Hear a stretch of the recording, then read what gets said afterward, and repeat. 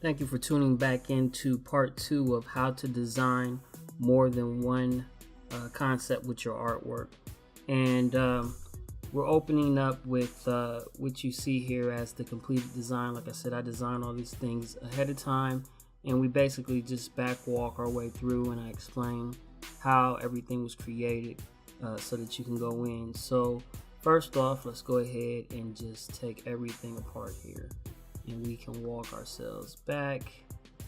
As you see, it becomes less recognizable as we do this. And there we go. Alright, so we got a blank screen here. And the first thing we start out with, like I said in the previous channel episode, I draw things out first when it comes to my illustration work, and this is the first piece that I sketched out. I wanted to remain kind of cute, but at the same time I wanted it to have a sports feel. This is kind of like a motivational type piece to inspire team and leadership, and also just to recognize the person that supports you in your life. So that's what this design recognizes. So first things first, typically when I start out with my drawing, I usually have two parts that are important. One's the outline, and one is going to be what I call the flat colors or solids.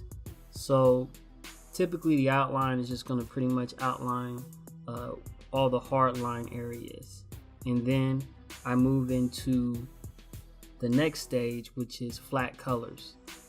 The flat colors are going to basically give me an idea of what all the shapes and colors are going to pretty much look like. From there, I go ahead and I create a mask which is behind the actual design, and I'll turn this off so you can see it. It's just a solid. And then I go ahead and turn off my drawing layer because we don't need it after that. So, alright, now we have our solids in there. We have our mask so that we can select that entire image by itself. After that, I go ahead and I do what's called the defining features. It's not necessarily where our light source is going to come from, but it gives us an idea of what the tones of the particular subject are going to be. So it makes it more three-dimensional, and as you can see, as I bring those in, it takes it from looking flat to having more of a dimension. And if I turn it off again, you can see it's back to flat. Put it in, more dimension. Once I go ahead and do that particular part of it, I move into shadows, and the shadows pretty much give us our light source so that we can understand a little bit more definition and depth in the actual design itself and character. And then I always seem to leave out some things, so extras are the things that are missing. So the things like the eye color and lip color are what my extras ended up being here. Turn back on our basketball there, and very important, and I almost skipped this, but I'm glad that I'm looking at my layers here. I don't normally title everything, but I wanted to be correct for this particular episode, and I'm glad I did. Before I even get into actually coloring it, and I probably should have started with this first, I usually select a color palette, and I don't have one particular color palette that I always go to. I usually pick them based on what I'm going to make at that particular time frame, so I'm always making a new one, but I create a separate layer for that. That way I can just go and select the colors that are going to be used throughout the actual piece, and that's what you see up here. So we can turn that back off. And what else do we have here? That pretty much ends this part now. And there's some extras for that pom-pom there. Now, one thing that I do with these particular designs, and the reason why I do them this way, I usually do the main part of the character and the foreground and backgrounds all separately. And the reason why I do those is because you want to be able to have the ability to go and change certain things, whether it be the color of her dress or it be the background. Maybe this design is great, but maybe the people who want to buy it, their colors are blue and yellow or orange and turquoise, whatever the case is, whatever that sports team color is. And part of being versatile is being able to change whatever you need to change at the whim of the moment or whatever at the customer's request. And it allows your design to become more acceptable and viewed by a wider audience. Like, I selected this particular color pattern just based off of what I felt like doing, but I could go in here and change any number of these things by just selecting flat colors or going into the our tools and changing the hues of colors. But the whole thing is, by separating the backgrounds from the foreground, you have an opportunity to mix and change up things, and that becomes important, especially when we go into the other parts of what we're designing. So next, we're going to look at the background here, and I designed this in Illustrator. Now, there's a couple reasons why I go between Illustrator and Photoshop. Photoshop is great for drawing and creating artwork on an original type scale, meaning like you get to draw and you get that feeling that you're actually drawing when you're in Photoshop. Whereas in Illustrator, it's more graphic and it's more understanding the shapes. But Illustrator is perfect because you get the opportunity to create something and duplicate it. And I'm just going to go in here real quick, and we're going to we'll just select this area here. Okay. And I'm just going to say ungroup. We just want to ungroup it. And the reason why we want to ungroup it is just to kind of give you an idea. I basically made these lockers, this locker one time, and I just duplicated it. And as you can see, all these pieces are individual pieces. You can take them out and you can put them right back. Same with these, all of this stuff are just shapes. And what it did was it allowed me to duplicate the pieces that I needed and just spread them across in order to get this locker pattern. And this is our, I guess you would say, our middle ground, and then our background will be behind this. So I was able to do this all in about 25 minutes, and it's basically because we're able to reduplicate the exact same pattern. So it's good for duplicating patterns. And as you can see, I mean, we even got down to the numbers on the actual locker combination itself, and everything was done relatively pretty fast. So I recommend using Illustrator and Photoshop together when you're doing an illustration piece, because some pieces you want to have by hand, and other pieces you want to be able to just duplicate so that you can create the background or the patterns that you're looking to create. And so that is how we pretty much did this design in Illustrator. So from there, we want to combine both of these designs. Now, I could take my graphic that's done in Photoshop and bring it in Illustrator and make it more into a vector image by doing a high fidelity trace on the graphic and just turning it all into a vector image. But I like the feel and the blends that I get from Photoshop, so I'm going to do the reverse. And what I do is I take this particular image and I import it as a PDF into Photoshop, but this time we're going to change it into the size that we actually need. And so we'll go ahead and get out of there, And I'm going to minimize this, and we're just going to go ahead and where's our poster girl here? Here we go. Alright, so now I'm going to bring up our first graphic, which is the poster. And as you can see, this is looking at the completed project. We have our girl here. And we have our girl here. And what we're doing here is we'll go ahead and we'll take out a lot of the stuff we have in here and just walk it back in.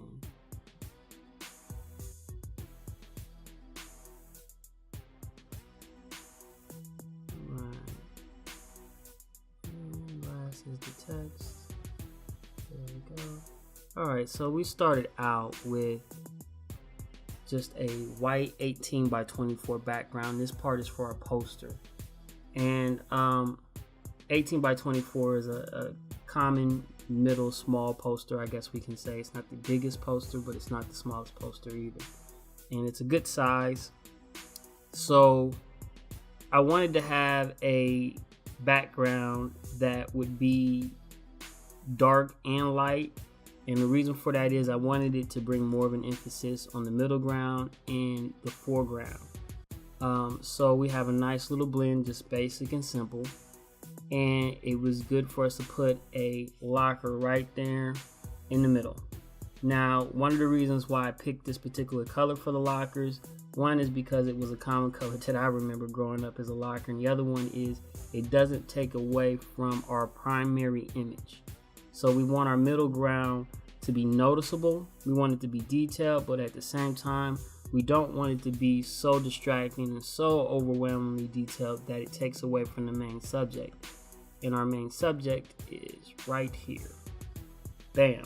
Now, everything looks like it's falling into place, but now you don't have a good separation between the foreground and the background. And that is one reason why we went ahead and we added a shadow. And the way that I added the shadow was basically by selecting my primary color, doing an inverse and just a bucket fill on the gray color. And then I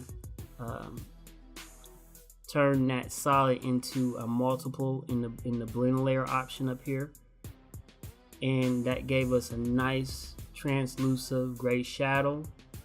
I went ahead and added some extra shadow at the bottom, and then from there it's time to go ahead and put in our words for the concept. Now, the concept we picked for this is the woman on your team could be your strongest supporter. That kind of ties our graphic back in where we are looking at this girl, and she obviously looks like she's fit. She's in the sports, and obviously if she's on your team, she could be your strongest supporter. So this was our concept on bringing together the two different concepts, which are we wanted to have something for women or girls, and we wanted to have something that also portrayed back the teams in sports. And so this is a good poster image for something that could be held in a locker room or shown to teammates to bring camaraderie together. And so we tackle a bunch of different points here. My character, of course, is simple. Proportions aren't perfect, but they're not meant to be with this particular cartoon. I made it on the intent of keeping it very cartoony. But at the same time, I wanted to get the feeling across that, you know, you can have somebody on your team that is going to support you. And so this was the first part for our poster. Now we have additional, and we'll bring those up, and let's go ahead and bring up our additional ones here. We're going to bring up our t-shirt one.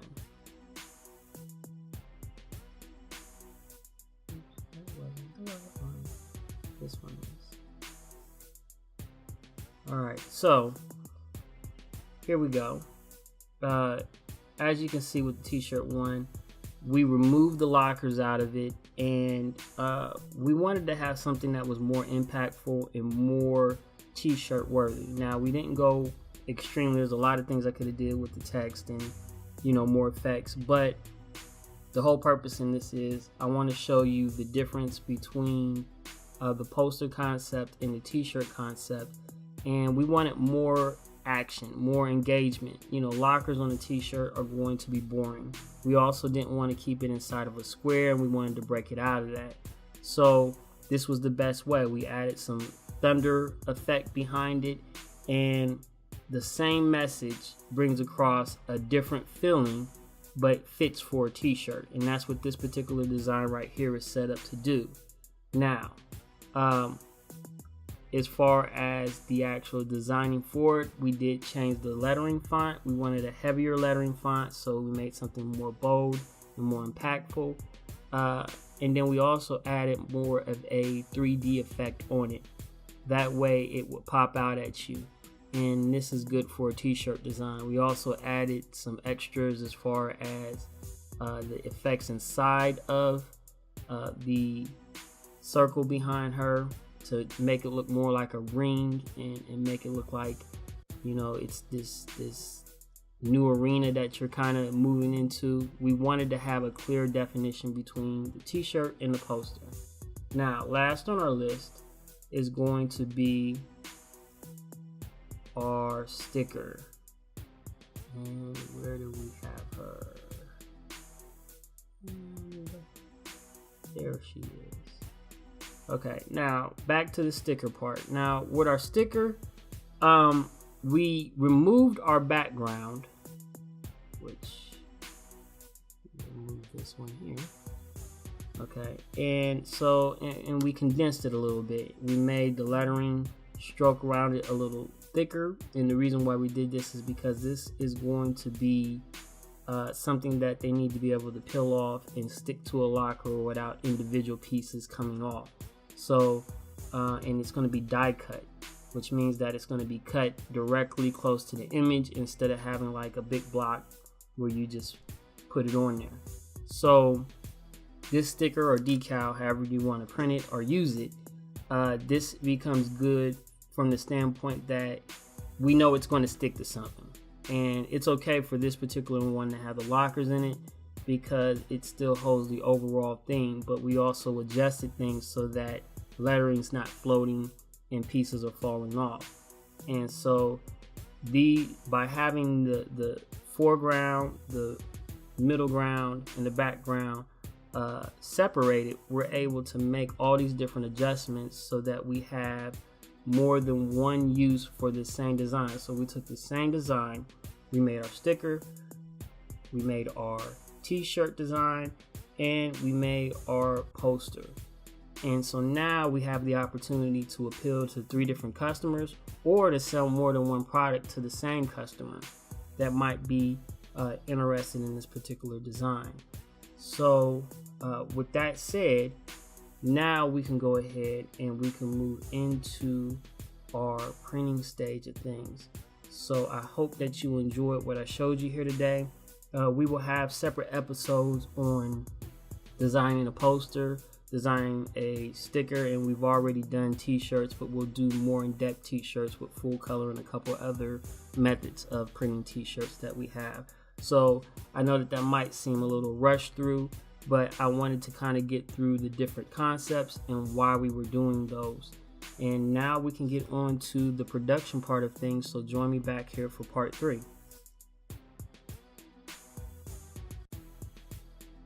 Please subscribe so that we can blow up this channel. Have a good day.